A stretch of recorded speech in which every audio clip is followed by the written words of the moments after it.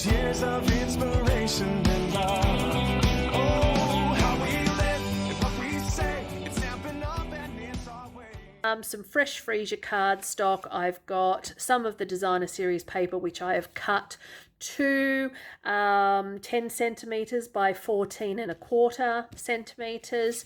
I've got a basic white piece of cut out with the second largest postage die, and then I have a piece of bubble bath ink, cardstock, and I've got my drop sheet, and I'm just going to grab my blocks.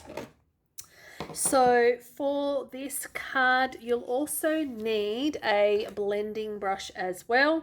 So grab hold of that and let's get started on this super easy card for us to get started. Now, I don't know about you, but I also, when I get my stamps, throw away this piece of plastic, but I keep hold of the acetate and I stockpile this acetate because I absolutely love making shaker cards. So if you don't want to buy acetate sheeting, you can just use the acetate that comes in the card, in your stamp set. So it's a really good way of repurposing a whole bunch of things as well. And again, making shaker cards is a great little way of just doing a whole bunch of using up all of those little embellishments that we have as well. All right, I'm going to be popping all of these into the case. I will be, oh, that's my butterflies. They're the butterflies? Yeah, they're the butterflies. I'm going to need the butterflies. Let me grab a couple more blocks. And here we go. I want my bar. I don't want those ones. I want the butterflies on there. I want that there. I'm going to use a couple of those, and I'm also going to be using a couple of the taller long piece of flowers as well. So just a couple of different ones there. Pop my acetate in my container where I keep all my acetate, and to get started all I'm doing is just going to be using some bubble bath and fresh freesia and moody mauve just to create a random all over and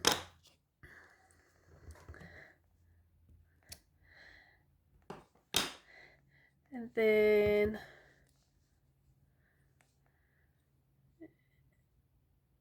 just working out which way that going. So I want that to go up the top.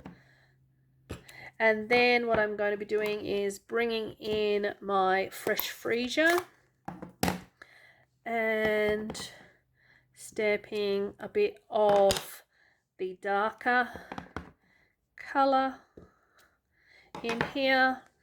And then I'm also going to grab some moody mauve, and I just want to pop one down there. And then I'm also going to just stamp, and I think I'm going to use my fresh freesia. I just want a few little butterflies just on the top there. All right, so once you've done the all over random stamping, now if you think that that moody mauve is a little bit too dark, by all means you can actually go ahead and soften that and just do a stamp off technique for it. Now taking the blending brush and my bubble bath, I'm going to just be coming in and creating just a muted, vintagey, rustic sort of look over the top of this piece. I'm not going right into the center because I do want that lighter in the middle. So that's as easy as that card gets, and I will be adding some words to this, obviously, but just from a different stamp set. So let me just move all that out of the way and grab hold of my adhesive, and I'm going to be gluing down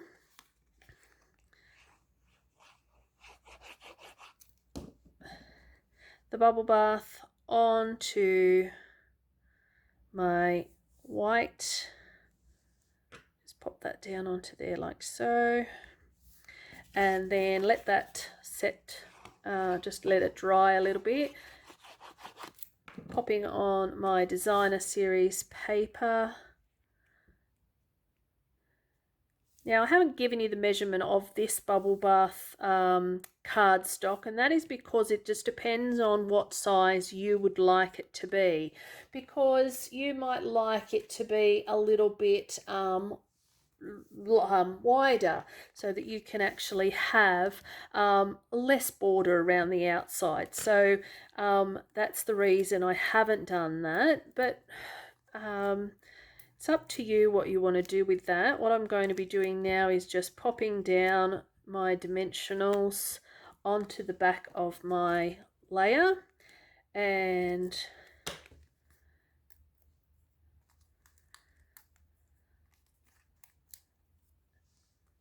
I'm going to just pop that down into there, and then I'm going to be adding some words to it. So I've got just a strip of basic white here, and I'm going to be adding some words, and I'm going to be using the blueberry bunches because I really like the font and I really like the words in here. So if you want to make it a birthday card, you could use a little bit wider base card of cardstock, and I haven't got my stamp on there, my sticker, so I'll just pop that on.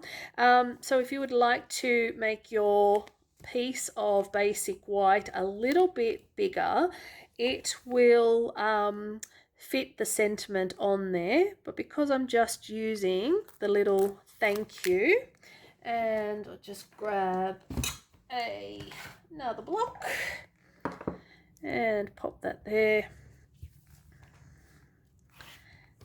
And then using my fresh freesia, just going to stamp on there my words. Grab hold of my snips, and I'm just going to make a slight banner effect on the side here. Then I can decide where I want to, and if I want to, I might just ever so slightly trim off a little bit of that border there, just so that it can go there. So I'll add some dimensionals onto here.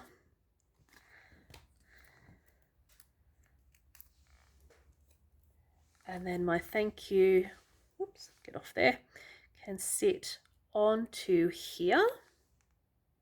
Okay, and then I'm going to be adding some of these purple fine shimmer gems. So grab hold of my take a pick tool and just popping these stunning little gems onto the card. It's always nice to add some bling, and you can add as much or as little as you like, and of course you can then vary the color shades and the sizes, which I do really like with Stampin' Up, is that they give you a bunch of different sizes and some different colors that then coordinate with all of this. So that is as simple as our card gets, and I will make a liner for the inside and stamp a liner, possibly with some of the bushes as well, but that is the card. So I hope you like that, and I will see you next time. Bye. What we love, what we do, makes a difference in me and you. All these years of inspiration.